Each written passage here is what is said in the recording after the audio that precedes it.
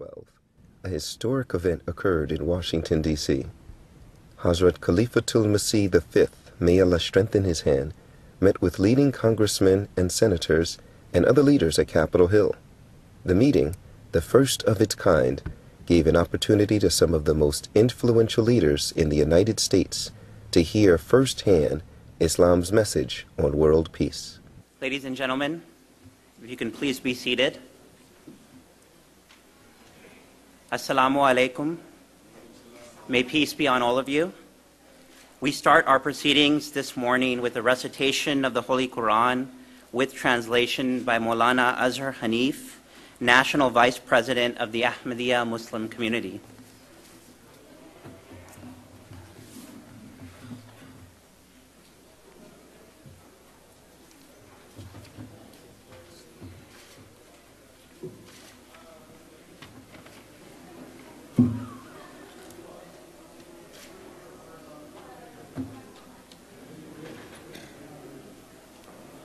أعوذ بالله من الشيطان الرجيم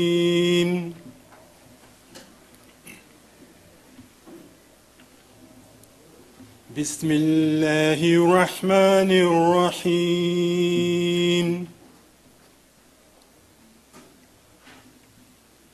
يا أيها الذين آمنوا كونوا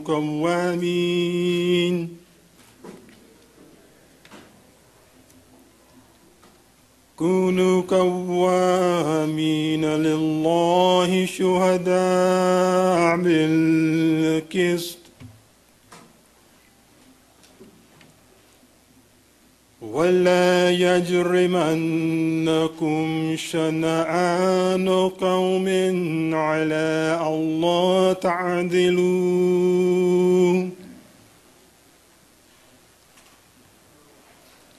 اعدلوا هو أقرب للتقوى واتقوا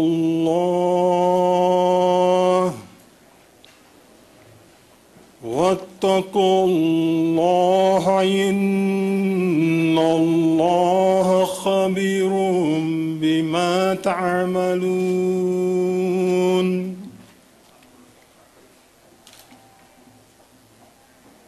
The verse of the Holy Quran, which I have just recited, is from chapter number 5, verse number 9, Surah Al-Ma'idah. The translation of this verse is as follows. O ye who believe, be steadfast in the cause of Allah, bearing witness in equity, and let not a people's enmity incite you to act otherwise than with justice. Be always just. That is nearer to righteousness. And fear Allah. Surely Allah is aware of what you do.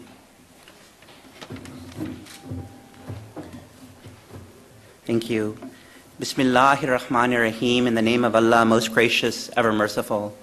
Beloved Hazur, honored guests, ladies and gentlemen, it is my distinct honor and privilege to welcome all of you to this special reception in honor of His Holiness Mirza Masroor Ahmad Khalifatul Masih V, the worldwide head of the Ahmadiyya Muslim community.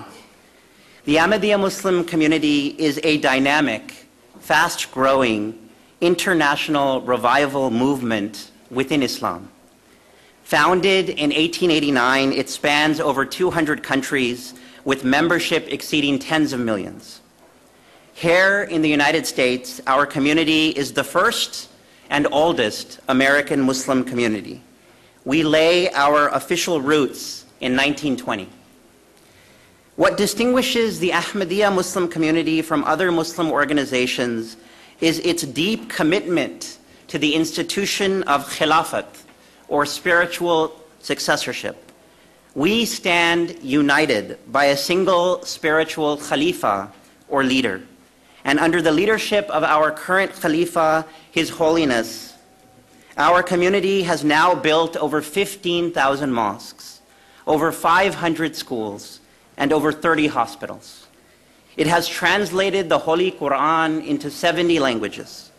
It propagates the true teachings of Islam and the message of peace and tolerance through a 24-hour satellite television channel, Muslim Television Ahmadiyya, the internet on alislam.org, and print, Islam International publications. It has been at the forefront of worldwide disaster relief through an independent organization, Humanity First. In many ways, today's historic trip of His Holiness to Capitol Hill marks an important watershed moment in the history of our community in the United States. For over 90 years, our community has been at the forefront of civic engagement. Our Ahmadi Muslim leaders have corresponded with U.S. presidents ranging from Herbert Hoover to Franklin Roosevelt to Gerald Ford to Barack Obama. We have opened the first Muslim mosque in Washington, D.C. in 1950, and we have published the longest-running American Muslim periodical, The Muslim Sunrise. Indeed, under the guidance of its spiritual leaders, the Ahmadiyya Muslim community has had and continues to have a significant impact on American Islamic relations. For today's event, we are delighted to welcome a broad array of dignitaries. This includes members of the United States Congress, both the House and the Senate, members of the Diplomatic Corps, representatives from the White House, the U.S. State Department, members of uniformed services, state and local elected officials, thought leaders, faith leaders, NGO leaders, think tank leaders, and professors. I also want to express the Ahmadiyya Muslim community's appreciation to the Tom Lantos Human Rights Commission and the U.S. Commission on International Religious Freedom for their support. We truly hope you enjoy today's program. And with that brief introduction, let me now invite the Honorable U.S. Senator Robert Casey of Pennsylvania to take the podium to share his remarks.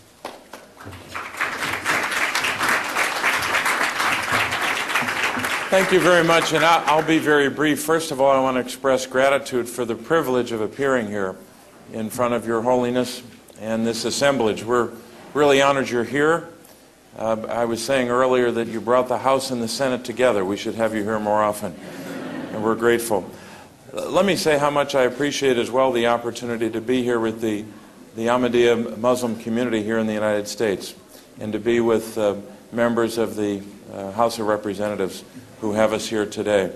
And I'll be very brief. I have to introduce two candidates for judge that we've been working on, and they have to be confirmed, and if we don't get them through the committee today, we'll be in big trouble in terms of timing. So I want to apologize for leaving early. But Your Holiness, I want to thank you for your great leadership, the example and the demonstrated commitment that you've shown to tolerance and to justice and to peace. And as a Pennsylvanian, and we're especially grateful that you'll be visiting Pennsylvania as part of your trip, but as a Pennsylvania U.S. Senator, I can't help but think of my own history, or the history of our state, and the example of William Penn. When he came across the ocean in the 1600s, he came to found what he called a tolerance settlement, a place where religious freedom and diversity could be not just celebrated, but be part of the fabric of what was then just a territory, and now it's become a commonwealth, a state. And we're grateful for that inspiration. And today, on this day, we draw inspiration from you, from your work, and from your followers, not only here in the United States, but the world over. God bless you, and thank you.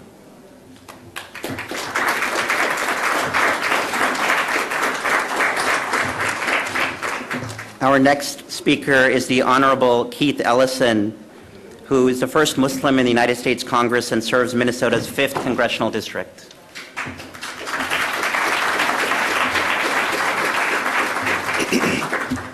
Assalamu alaikum, everyone. That means just peace be unto you. It's the same thing that Jesus might say if he were here with us today. But I want to thank Your Holiness for joining us today and want to welcome you to the Capitol. It certainly is an honor to have you here, and we're all honored by your presence.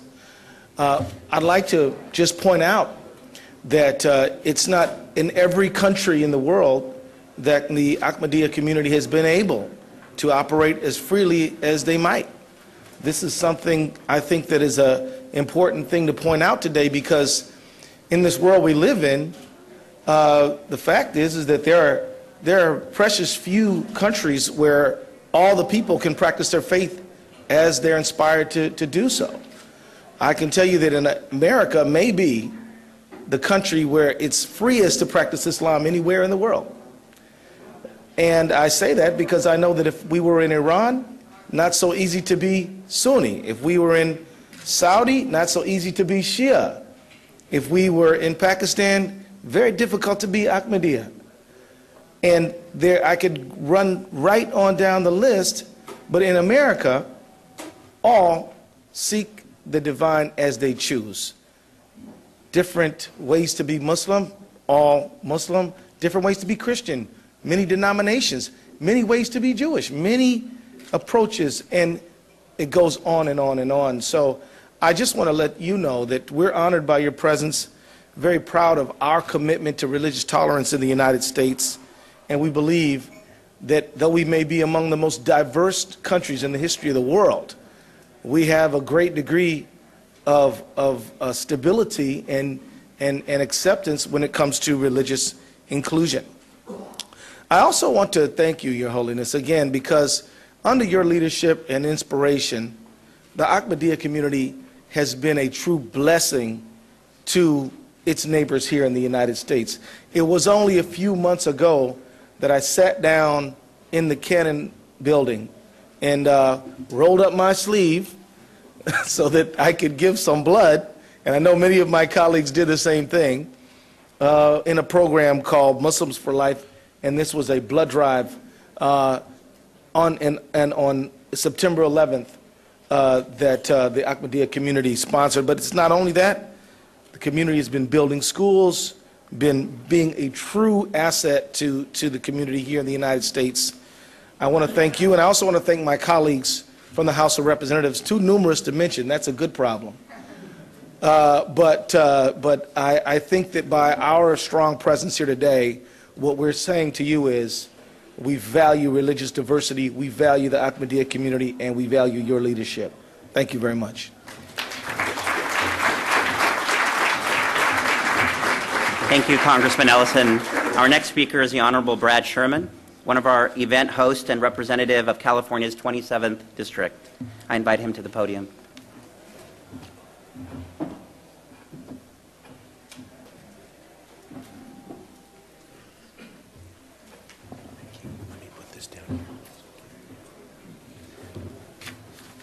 Hello, I'm Brad Sherman from California's best named city, Sherman Oaks. It is an honor to be here. Assalamu alaikum. I want to welcome His Holiness Hadhrat Mirza Masroor Ahmad, the worldwide spiritual leader of the Ahmadiyya Muslim community, to our nation's capital. I know that this is his first time to visit Congress, and I think we're all honored to be here with him. Today we recognize His Holiness's commitment to world peace, to brotherhood, to justice, and to religious freedom. I've interacted with many of the Ahmadiyya followers, both in California and here in Washington, D.C., and I'm only struck by their dedication to peace and to justice and the respect and admiration for the spiritual leader of their community. And I'm pleased to join with so many leaders in the House of Representatives in introducing a resolution today on the House floor to recognize His Holiness's visit to the United States. It's a pleasure to be with Katrina Lantos Sweat, who I've worked with for such a long time, and I had the honor to work with her father, Tom Lantos, and I know how proud he would be of her leadership, not only of the Tom Lantos Human Rights Commission, but also the U.S. Commission on International Religious Freedom. And I'd like to acknowledge and thank two of my friends from Los Angeles, Dr. Asif Mahmoud, who's been such an energetic leader of the community in Los Angeles and has worked so hard to make this event a success, and also, of course, Kareem Ahmed for all of his community activities and his work on today's event. The Ahmadiyya community was, I'm told, founded scarcely more than 100 years ago in 1889. It has grown to have tens of thousands of adherents here in the United States and tens of millions around the world. It is a community that has been a model for community service, for religious tolerance in both word and deed, as has been mentioned before, and as I had a chance to discuss with His Holiness in a meeting that several of us did before this larger reception, his decision to have Muslims for life honor the victims of September 11, 2001 by collecting 12,000 units of blood demonstrated a dedication to life and also a respect for what happened to this country on September 11th that I think all of us respect.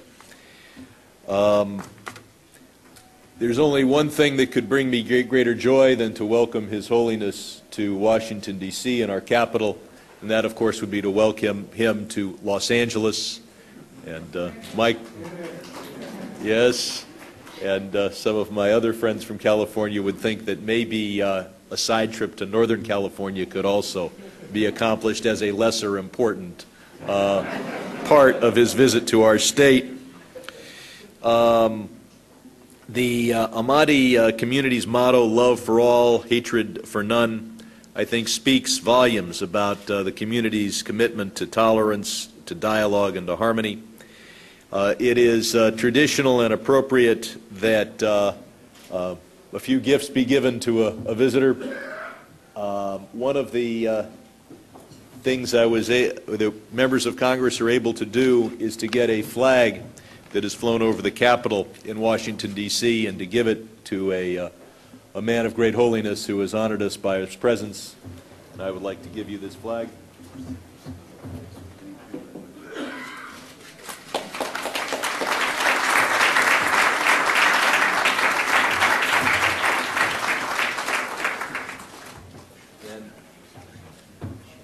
Not everybody here in Washington trusts what I say. Some will wonder how His Holiness can be sure that that flag actually flew over the Capitol.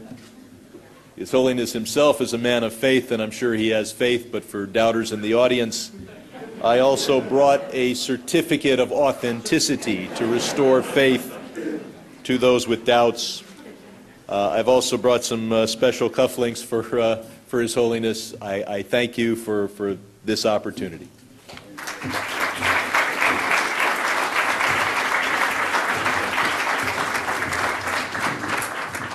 Our next speaker is the Honorable Dr. Katrina Lantos Sweat, Chairperson of the U.S. Commission for International Religious Freedom. I invite her to the podium to share her remarks.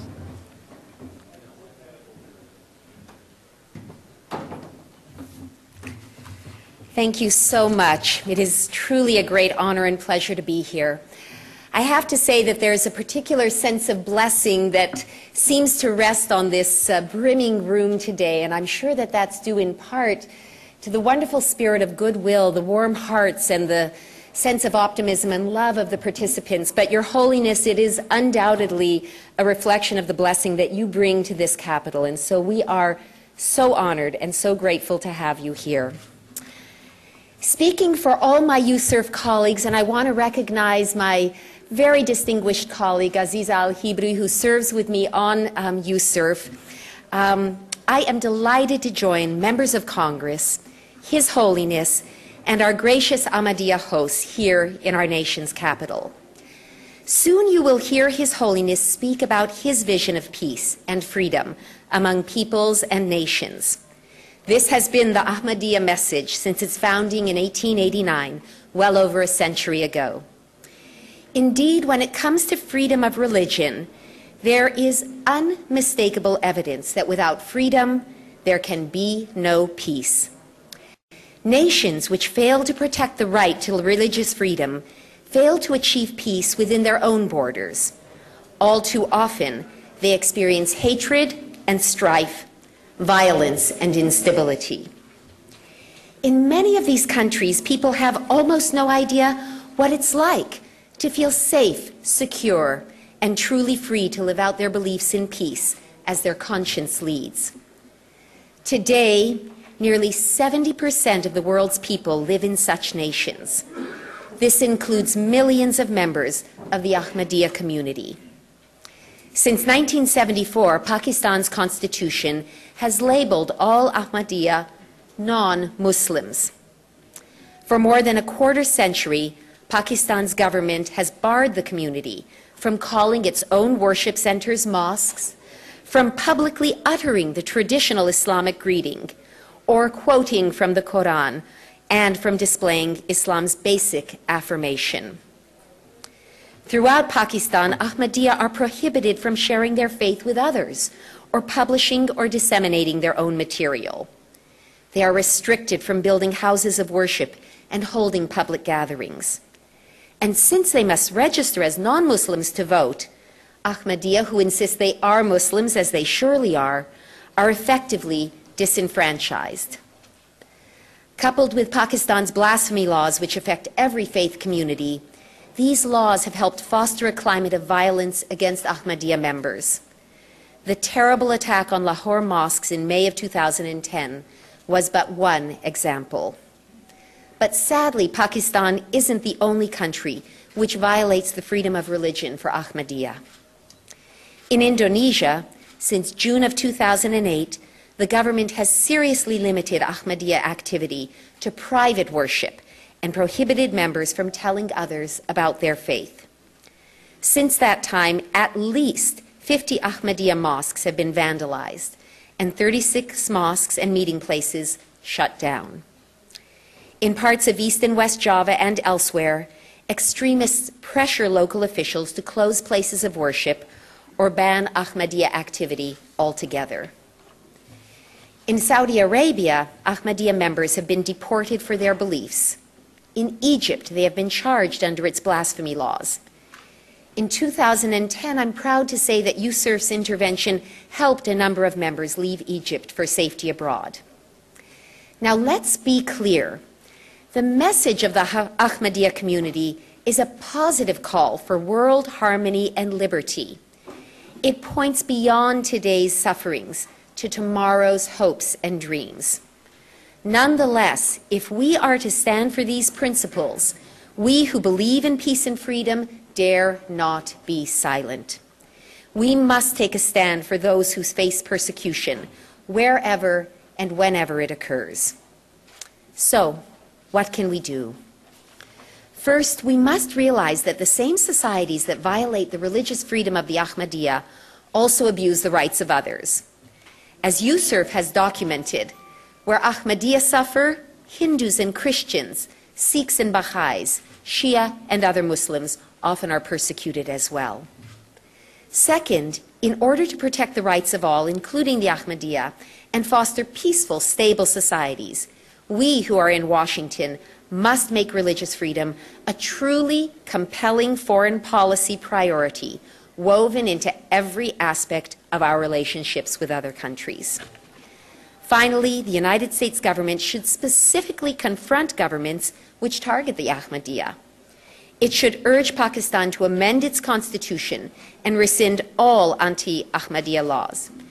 It should urge Indonesia to overturn its 2008 decree and all provincial bans against Ahmadiyya religious practice.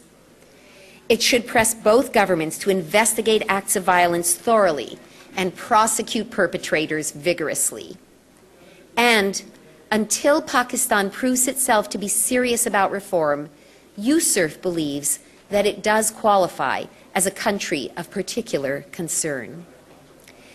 Speaking for the U.S. Commission on International Religious Freedom, let me conclude by saying that we will continue to stand for the right of people everywhere to think as they please, believe or not believe as they wish, peacefully practice their beliefs, and express them publicly without fear or intimidation. We are proud to stand with the Ahmadiyya community and proclaim together that these and other freedoms are the birthright of humanity. Thank you so much.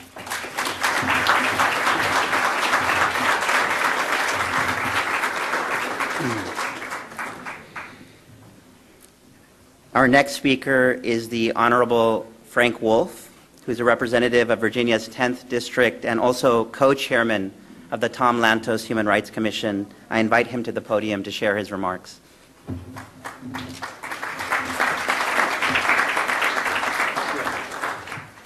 Well, on behalf of the Tom Lantos Human Rights Commission, I want to welcome Your Holiness here.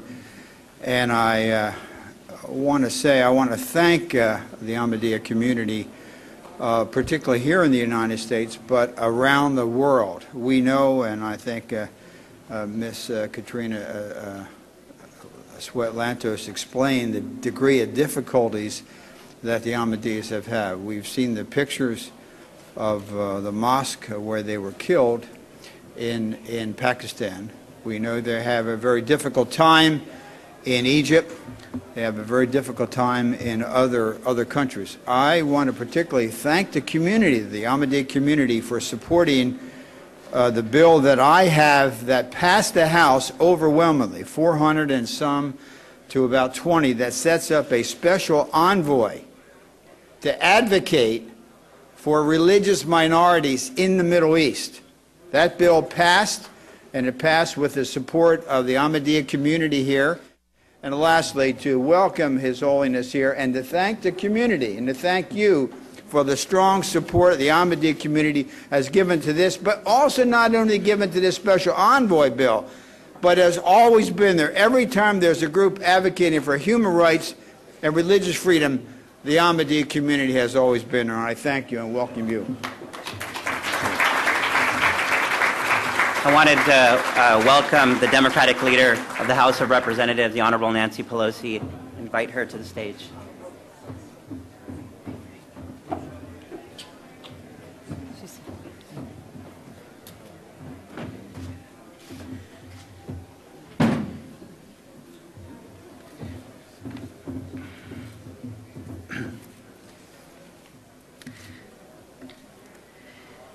Our next speaker is the Honorable Mike Honda, representative of California's 15th District.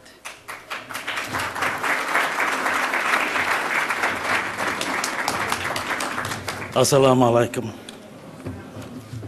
I want to welcome His Holiness to Washington, D.C. and thank you for visiting us. And last night I had the honor to meet His Holiness at the Ahmadiyya Muslim Community Mosque in Maryland.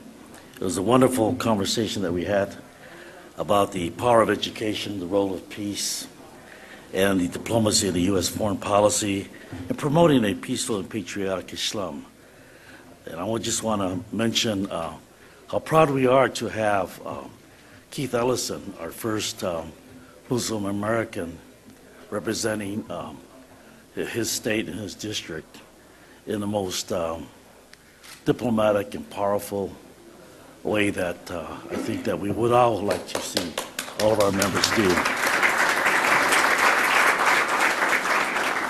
And he's no stranger to criticisms or misinformation, but he's very adept at handling it all and turning it around to his own advantage. And I just want to let His Holiness know that we have a voice with him and with Congressman Andre Carson. And this is the history and this is the promise of this country, that all can participate in this wonderful government. And there are millions of Ahmadi Muslims that are part of the great American fabric. Ahmadi Muslims are teachers, doctors, lawyers, businessmen, and women who are focused on building the stronger communities, like my dear friend Muhammad Chaudhry, who is the president of Silicon Valley Education Foundation. Where are you, Chaudhry? He must be out now. There you are. And he's also the national vice president of the Ahmadiyya Youth Group, the MKA, which I'm wearing the scarf as I promised. I think that we would like to, since you're vice chair, that we should bring the youth group to the West Coast and do the things that they are doing here on the East Coast. And so I know that they will bring the same message of peace that was mentioned in 1908, that was last written by the work of the promised Messiah for the Ahmadiyya, Hadhrat Mirza Ghulam Ahmad. And he stated that the earth created by God provides a common floor for all people alike. And the sun, moon, and the many stars are a source of radiance and provide many other benefits to all alike. This quote resonates deeply with me as someone who served in the Peace Corps, as someone who spent my lifetime as a classroom teacher, but also as a person who had experienced discrimination and the setting aside of the Constitution solely because of what I look like.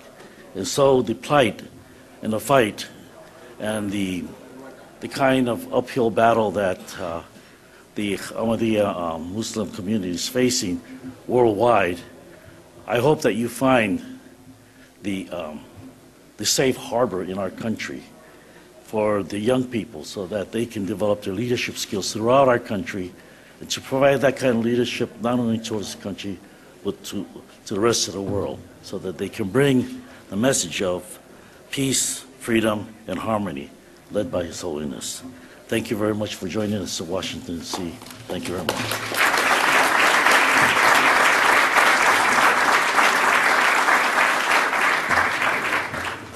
Thank you. Before proceeding to the special presentation of a resolution, I wanted to acknowledge the presence of many members of Congress who are here.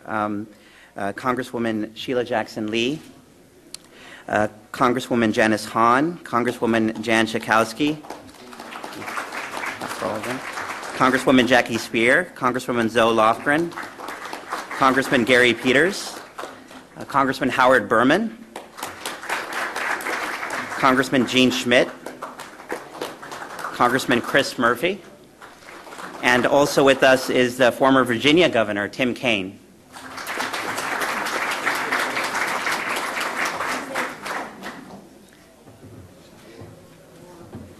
I almost forgot. I have it here written, and the Honorable Laura Richardson as well. Thank you so much, all of you, for coming, and there's many others as well. I'm seeing so many. Congressman Franks just sat down. I acknowledge him as well. And there are several others. If I forget anyone, we welcome all of you to this proceeding.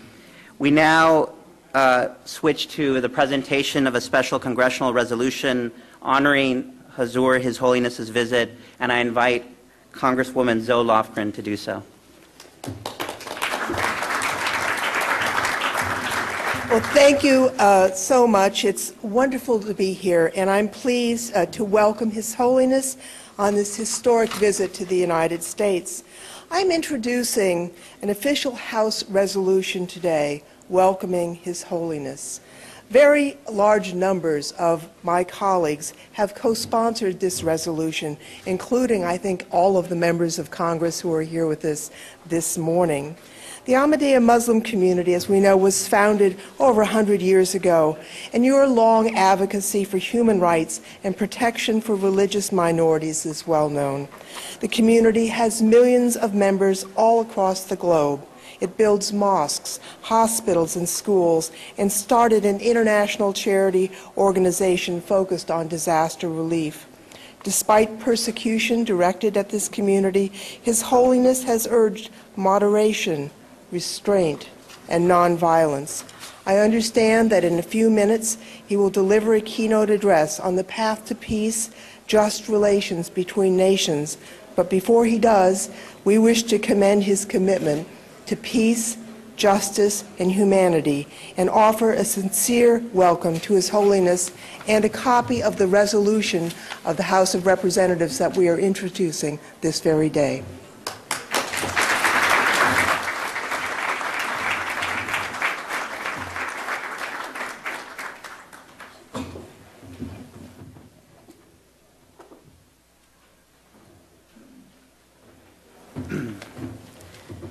Also wanted to acknowledge several other members of Congress who have come here, Representative Judy Chu, and also we have several other members who came earlier, Congressman Ted Poe, Senator Cornyn, several members of Congress who are still to come as well. It is now my distinct honor to introduce our next speaker, the Honorable Nancy Pelosi, Representative of California's 8th District and current Democratic leader of the U.S. House of Representatives. In 2007, Leader Pelosi became the first female Speaker of the House, a position she held until 2011. Leader Pelosi is the highest-ranking female politician in American history and has been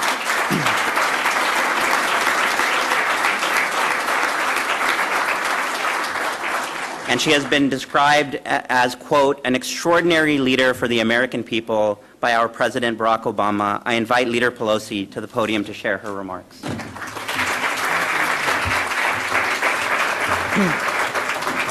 Good morning, Your Holiness, my colleagues. I'm so proud to be part of a very strong bipartisan welcome to you, Your Holiness, to the Capitol. Very proud of Congresswoman Lofgren's resolution to formalize that welcome.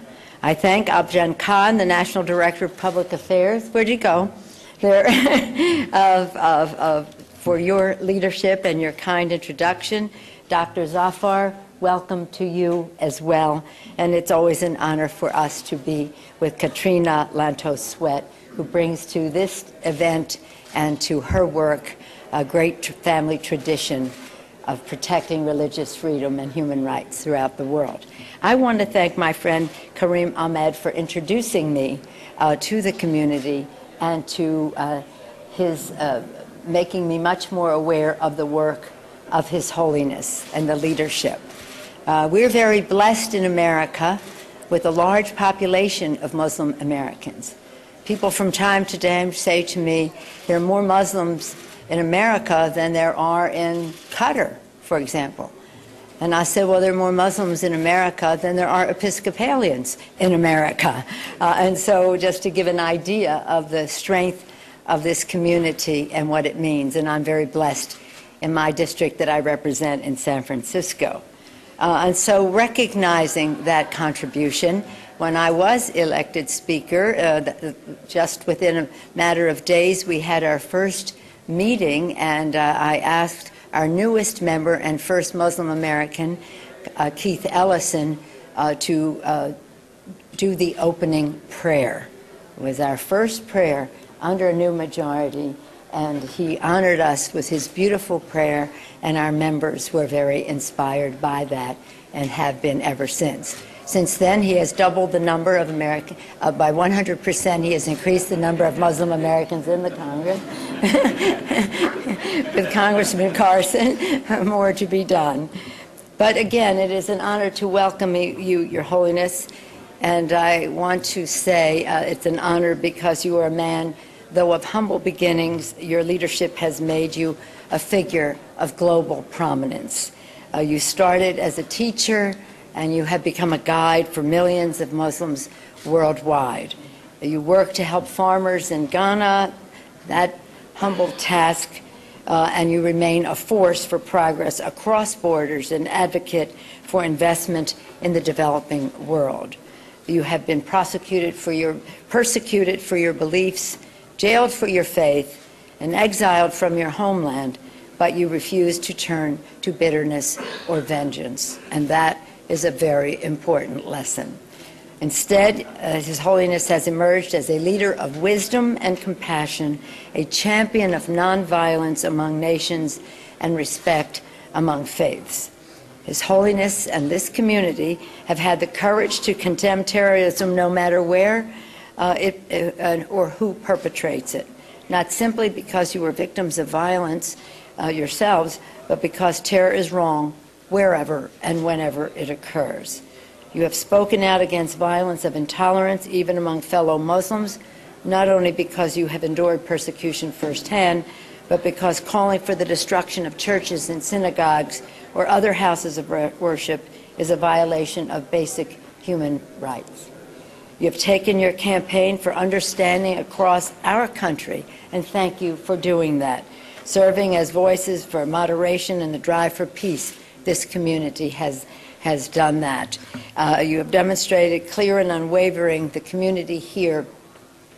And as I say, my introduction has been through my friend Kareem Ahmed, but I know from him that the Ahmadiyya Muslim community has been a force demonstrating clear and unwavering loyalty to the United States.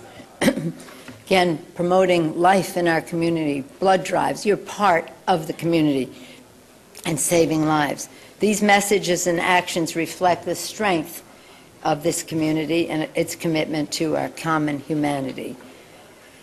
And you do this not because all of the people, Your Holiness, the Ahmadiyya community does this not because all of the people that you serve are Muslim. You do this because you are Muslim, and that is your value system. To promote peace and pursue justice, to support human rights and secure the common good, to respect and the dignity of fellow human beings, to embrace and build a society rooted in equality, founded on pluralism, shaped and strengthened by our beautiful diversity.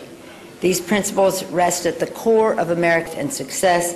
They are critical, unbreakable threads in the fabric of American history and progress. Together, by striving to live up to those values, we can strive to realize the hopes of His Holiness, that the peace of the world comes to be established before our very eyes. As we greet you on Capitol Hill, we take heed of your clarion call to action, that, quote, we must all endeavor to spread love, affection, and a sense of community. From the halls of Congress to the neighborhoods across our country to communities around the globe, we must all remain dedicated to the mission of peace and to the cause of justice. We must strengthen our nation and our world through love and understanding. Thank you. Thank you for your leadership role, for your being such a visionary, such an inspiration. Honor to be in the same room with you. Thank you for bringing us all together to honor you and for the work that you have led us in to build a better future. Thank you, Your Holiness. Thank you, Your Worship.